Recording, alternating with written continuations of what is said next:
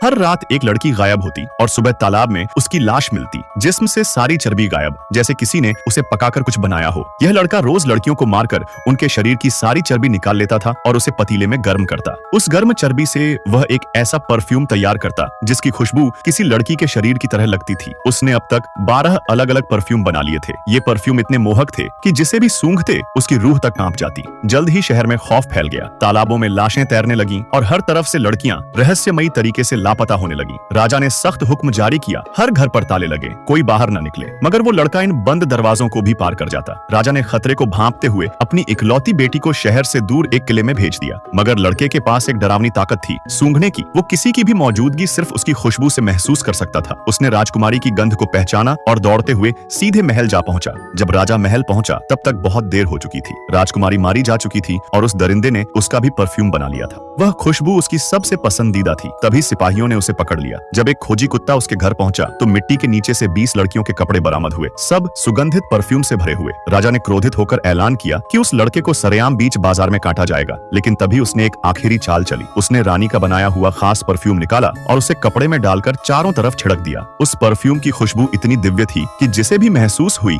वो उसके कदमों में गिरने लगा। भीड़ में मौजूद लोग दीवाने हो गए, जैसे किसी जादू के वश में हो। वो लड़का रानी से बेइंतहा मोहब्बत करता था। रात के सन्नाटे में जब पूरा शहर गहरी नींद में था, उसने वही परफ्यूम अपने पूरे शरीर पर उड़ेल लिया। उसकी खुशबू इतनी तीव्र थी कि कुछ ही पलों में शहर भर की लड़कियां उसकी ओर खींची चली आईं और फिर उसकी खुशबू ने उन्हें पागल कर दिया। उन्होंने उसे जकड़ लिया, नोच डाला, जैसे कोई वहशी भीड़ अपनी भूख मिटा रही हो। और वो लड़का जो दूसरों की खुशबू से खेलता था, खुद एक आखिरी परफ्यूम बन गया। मूवी लवर्स, कमेंट जरूर करना।